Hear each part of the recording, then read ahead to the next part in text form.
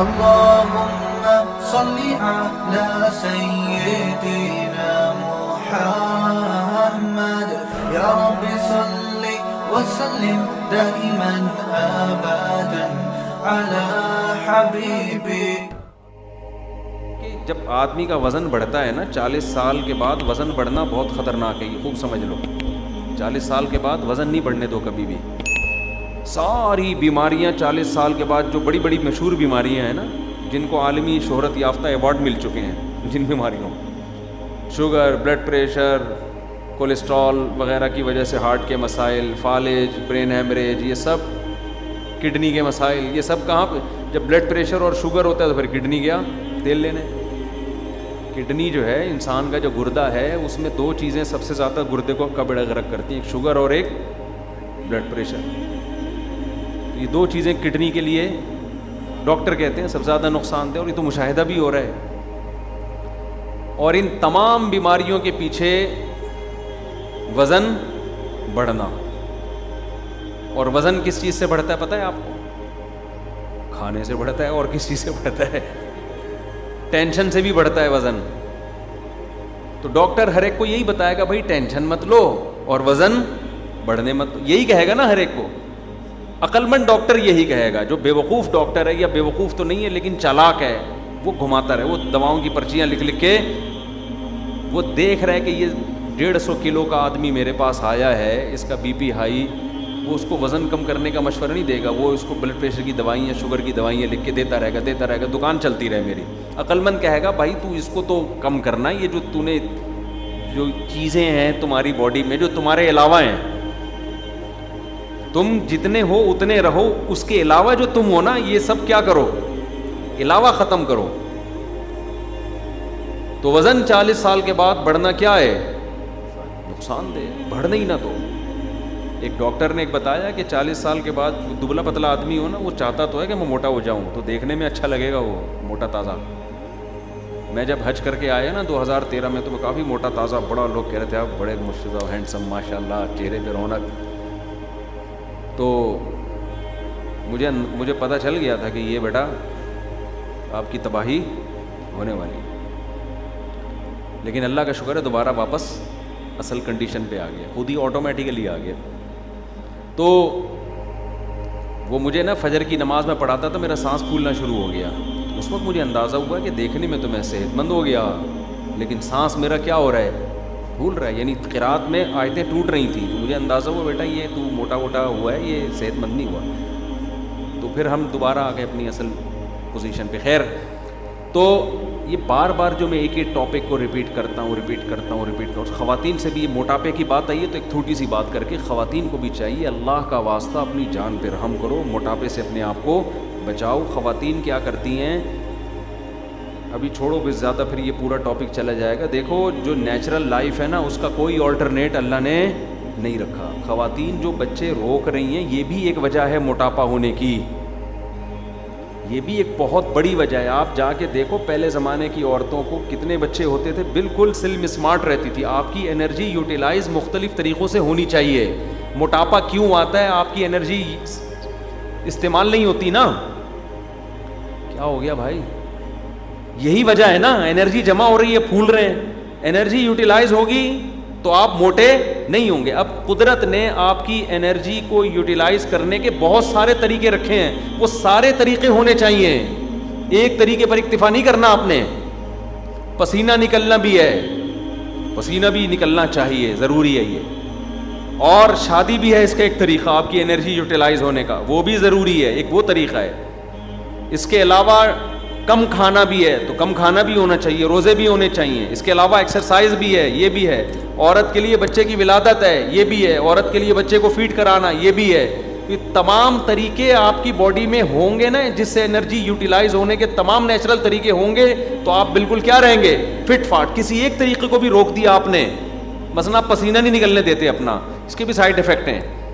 تو اس لیے قدرت نے جو سسٹم بنا کے دیا ہے نا, کسی ڈاکٹر کا باپ بھی اس کا آلٹرنیٹ نہیں لا سکتا. تو نیچرل لائف پہ آ جاؤ تو فٹ فاٹ ہو جاؤ گے.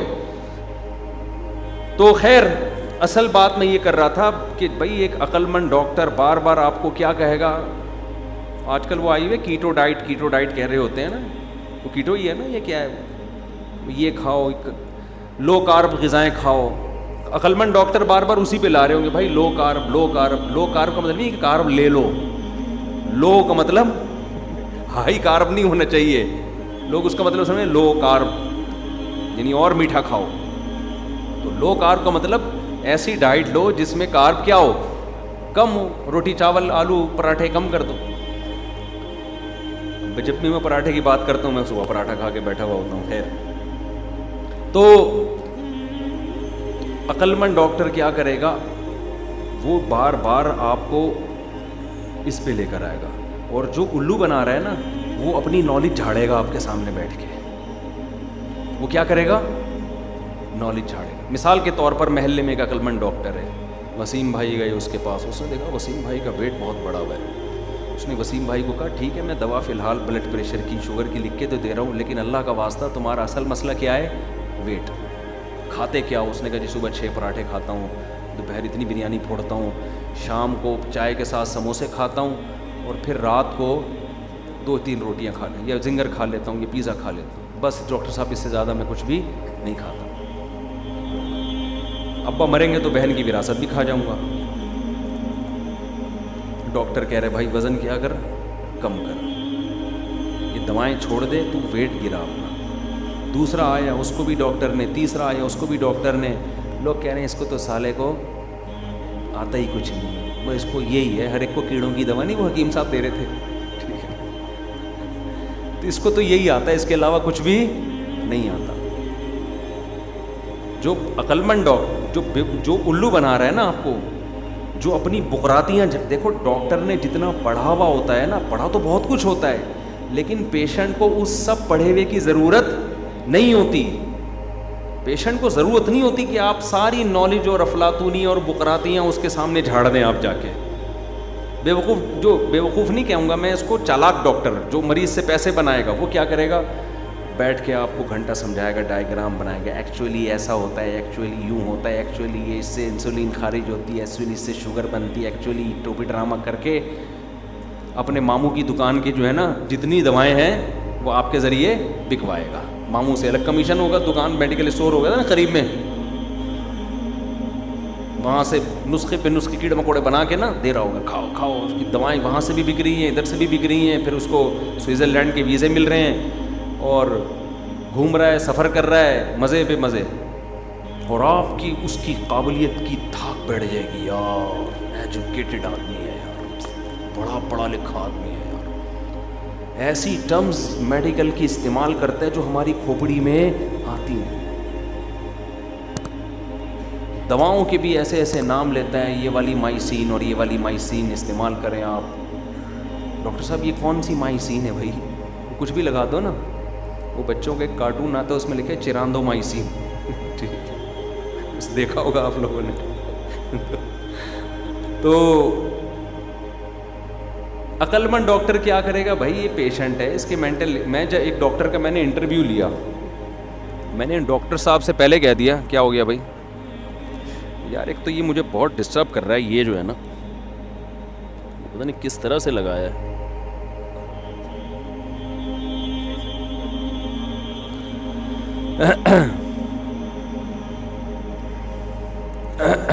چلو جی شکر ہے. تو عقلمند ڈاکٹر, ہاں لوگ اس سے متاثر ہوتے ہیں کہ یار ایسی گاڑی ٹرمز یوز کرتے. میں نے ڈاکٹر کا انٹرویو لیا نا وہی اکثر رمضان میں, تو میں نے ڈاکٹر صاحب سے پہلے کہہ دیا اللہ کا واسطہ آسان زبان میں سمجھانا, لوگوں کی زبان میں.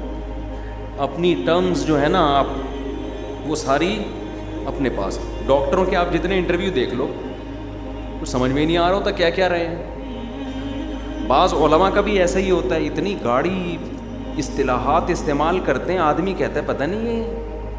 اچھا لوگوں کا بھی دماغ ہے, اسی کو عالم بھی اسی کو سمجھتے ہیں. جو سادہ زبان میں سمجھا رہا, لوگ کہتے ہیں اس کے پاس نالج نہیں ہے. اچھا میرے بارے میں بھی میں بہت کمنٹس پڑھتا ہوں, بہت سے لوگوں نے تبصرے کیے ہوتے ہیں مفتی صاحب ایک وائز ہیں, بیان کر لیتے ہیں سمجھانے کی. علم کیا ہے, علم نہیں ہے. میں نہیں دعویٰ کرتا میں کہ عالم ہوں, میں نہیں کبھی بھی دعویٰ نہیں کرتا, لیکن آپ نے میرے واعظ و نصیحت والے بیان سن کے خود سے کیسے فتویٰ لگا دیا کہ اس کے پاس نالج نہیں ہے.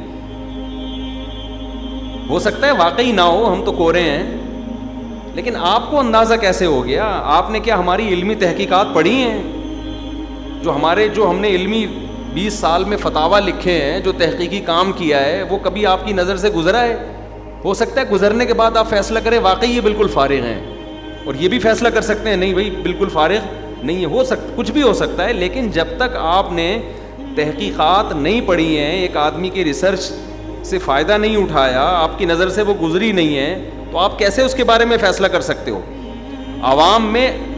عوام کے لیول پہ آ کے بات کرنی پڑتی ہے, اور یہی صحیح طریقہ ہے. اگر آپ عوام کے لیول پہ ان کی زبان میں بات نہیں کریں گے, علمیت جھاڑنا شروع کر دیں گے, تو یہ عالم کے صحیح ہونے کی علامت نہیں, غلط ہونے کی علامت ہے.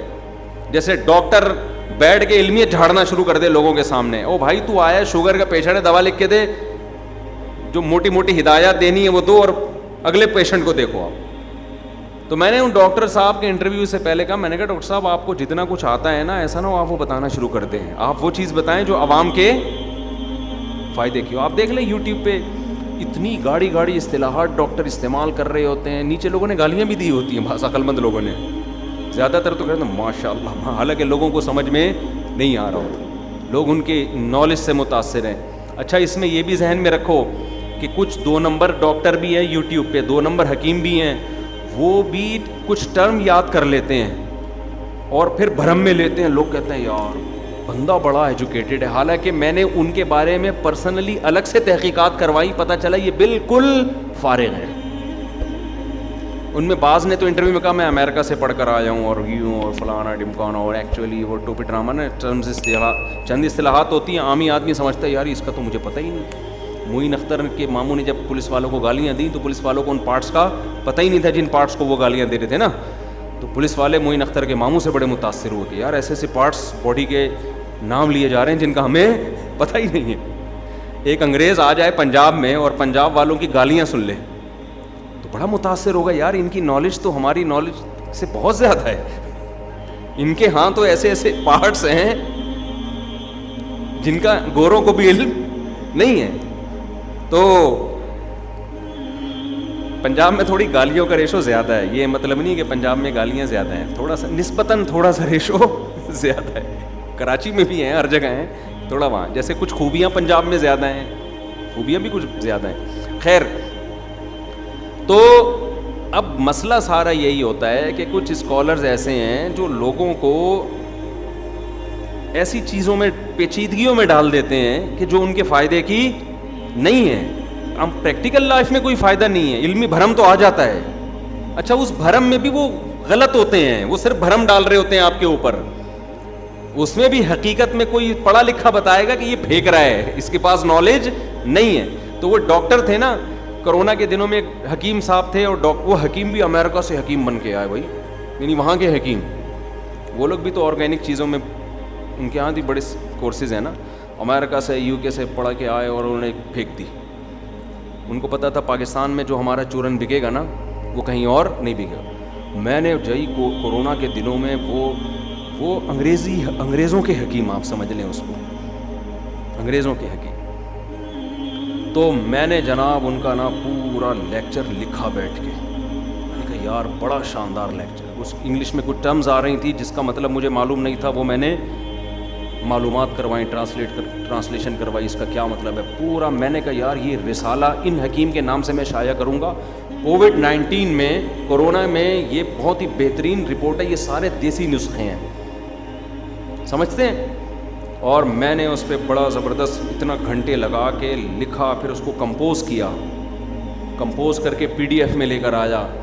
مجھے خیال ہوا کہ یار زیادہ بڑا فنڈر بننے سے پہلے بہتر ہے کہ دوسرے ڈاکٹروں سے بھی تحقیقات کروا لو. تو میں نے پھر دوسرے ڈاکٹروں سے رابطہ کیا کہ یہ ڈاکٹر صاحب جو کہہ رہے ہیں, انہوں نے کہا یہ 1 نمبر کا پھینکو ہے یہ آدمی. یہ کیا ہے؟ میں نے کہا حضرت یہ امریکہ اور UK سے پڑھ کر آئے, کہہ رہے ہیں ہمارا کلاس فیلو ہے. یہ امریکہ UK سے جو بھی, یہ نہیں کہ جو امریکہ UK میں کہیں کسی انسٹیٹیوٹ میں ایڈمیشن لے لے, تو جیسے یہاں بڑے بڑے نالائق پڑھے ہوئے ہیں تو انگریزوں میں بھی بڑے بڑے نالائق ہیں. وہاں کون سا سارے پڑھے لکھے ہیں, ایڈمیشن مل جاتا ہے تو تھوڑا سا کورس مورس کر لو آ کے. کہہ رہے ہیں یہاں لوگ انگریزی ٹرم سے متاثر ہوتے ہیں. انگلش میں جب آپ جو ٹرمینالوجی انگلش میں یوز کرو اور اس میں تھوڑی سی ٹھش پھش کرنا گٹ پٹ کرنا شروع کر دو آپ, تو لوگ کہتے ہیں یار بہت پڑھا لکھا آدمی ہے. تو کہا یہی ان کے ساتھ ہو رہا ہے. پھر انہوں نے مجھے, وہ ان کے پرسنلی جانتے تھے ان کو, تو میں نے وہ سارا جو ہے نا, پھر انہوں نے بتایا کہ پھر میں نے اپنا رسالہ ان کو واٹس ایپ کیا نا, جو میں نے لکھا تھا انہی کی ہدایات کی روشنی میں, اور میرے نام سے وہ پورے ملک میں شکر ہے شائع نہیں ہوا. اس میں ادرک کے قہوے اور کلونجی کے قہوے اور سونف اور لہسن تو ایسی چیز تھی نا, او ہو. میں تو وہ بیان سن کے میں نے کہا آج سے لہسن کے علاوہ کچھ بھی نہیں کھانا. سارے مسئلوں کا حل کس میں ہے؟ لہسن میں. لہسن یوں کھاؤ تو پھر یوں کھاؤ, تو پھر الٹے ہو کے کھاؤ, پھر سیدھے ہو کے کھاؤ, پھر لیٹ کے کھاؤ. اتنے لہسن اور پھر وہ سنا مکی اور پتہ نہیں کیا کیا اس کے یوں کر لو تو پھر یوں, اور پھر سب کے نام بھی انگلش میں. اور بھائی ہم نے کہا ایسا ٹائٹ ہو گیا بھائی, ہڈو بچوں ہو گیا. اچھا کچھ بڑے حکیم بھی ہیں جان پہچان والے, ان سے بھی رابطہ کیا. انہوں نے کہا بھائی یہ کیا بنا رہے ہیں, اس سے اور مر جائے گا آدمی, پاگل ہو جائے گا, تھوڑے دنوں میں اس کا جنازہ اڑ جائے گا. تو میں نے پھر ڈاکٹروں کو بھی بھیجی. انہوں نے کہا بھائی یہ, پھر انہوں نے مجھے, ایک ڈاکٹر ہیں بڑے پڑھے لکھے ہیں, انہوں نے مجھے بتایا کہ پاکستان میں چورن اسی کا بکتا ہے جو لمبی لمبی پھینکتا ہے. اچھا وہ ان کو ٹی وی چینلز بھی بڑا, یہاں پر چینلز بھی میں بھی آ رہے ہیں, وہ اس وقت آ رہے تھے, اب کا پتہ نہیں. تو چینل والوں کون سا, ان کو کیا پتہ ہوتا ہے, چینل والے تو صرف شہرت دیکھتے ہیں. تو اس لیے خلاصہ یہ نکلا کہ میرے بھائی جب تک 8-10 ڈاکٹروں سے رابطے نہ کر لو, لوگوں کی بھرم بازیوں سے کبھی بھی متاثر نہ ہو. مذہبی اسکالر کے بارے میں بڑے بڑے اسکالر سے پوچھو کہ یہ سننے کے لائق ہے یا نہیں ہے. ڈاکٹروں کے بارے میں بڑے بڑے ڈاکٹروں سے پوچھو کہ یہ سننے کے لائق ہے یا نہیں ہے. حکیموں کے بارے میں بڑے حکیموں سے پوچھو. پروفیسروں کے بارے میں پروفیسروں سے پوچھو کہ پھینکو تو نہیں ہے. تو یہ جو جس فیلڈ کے ماہرین ہوتے ہیں نا, وہی تجزیہ کریں گے کہ یہ آدمی اس فیلڈ. فزیکل فٹنس کے ٹرینر یہاں بڑے بڑے پڑے ہوئے ہیں, آپ کی فزیکل فٹنس کی ایسی کی تیسی کر دیں گے. وہ باقاعدہ کہاں سے پڑھ کر آیا ہے بھائی تو, ملک کے کوئی نامور ٹرینرز تجھے مانتے بھی ہیں کہ نہیں مانتے. ایسے لوگ مجھ سے ملے ہیں جنہوں نے لاکھوں روپے فزیکل فٹنس کے ٹرینرز کو دیے کہ ہمیں یوں کر دو نا, بالکل ایسی کمر ہماری کہ CID والوں کو بھی نہ ملے کہ کمر گئی کہاں اس کی, اتنی پتلی کمر ہو جائے, اور ایسا سینہ چوڑا ہو جائے ہمارا, ایسا وزن ہو جائے, ایسی فٹنس ہو جائے. انہوں نے کیا کیا, انہوں نے چھڑوا دیا سب کچھ نا, میٹھا چھڑوا دیا بالکل. اس کے بعد ان کو بیماریاں لگ گئی, کیونکہ بہرحال روٹی چاول آپ کے لیے ضروری بھی ہے نا. وہ کمر تو ایسی ہو گئی, اس کے بعد گردوں کے مسائل کھڑے ہو گئے, کسی کا یورک ایسڈ بڑھ گیا, کسی کو گھٹنوں کے مسائل کھڑے ہو گئے, کسی کو کیا ہو گیا. تو بھائی اس میں بہت, جب تک ایکسپرٹ نہ ہو نا, خام خواہ میں صرف یوٹیوب پہ دیکھ کے لوگوں سے متاثر نہ ہو. اور ایکسپرٹ کا پتہ کس سے چلتا ہے, ایکسپرٹ ہی سے پتہ چلتا ہے. آپ نہیں فیصلہ کر سکتے میں اور آپ کہ یہ اس قابل بھی ہے کہ اس کو لفٹ کرائیں کہ نہ کرائیں. سمجھتے ہو, وہ کم تو کر دے گا آپ کو, صرف کم کرنا تو کوئی کمال نہیں ہے نا. ہمارے جاننے والے, انہوں نے کسی حکیم سے کہا مجھے کم کر دو, میں بہت زیادہ ہوں. بس یہ سنا کے میں جلدی سے آگے اپنے ٹاپک پر آ رہا ہوں. وہ کافی زیادہ تھے, انہوں نے کسی حکیم سے رابطہ کیا, میں کیا چاہتا ہوں, کم ہو جاؤں. حکیم صاحب نے ایسا نسخہ بتایا کہ وہ کم ہو گئے, لیکن ان کے گھٹنوں کے مسئلے, ان کے گردے کے مسئلے, ان کے درجنوں مسائل ان کے ساتھ کھڑے ہو گئے.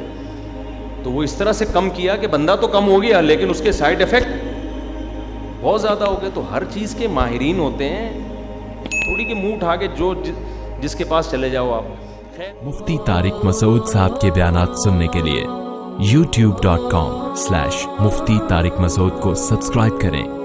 اور اگر آپ لائیو ویڈیو کو کبھی بھی مس نہیں کرنا چاہتے ہیں تو سبسکرائب کرنے کے بعد بیل آئیکن پہ کلک کرنا مت بھولیں. جزاک اللہ.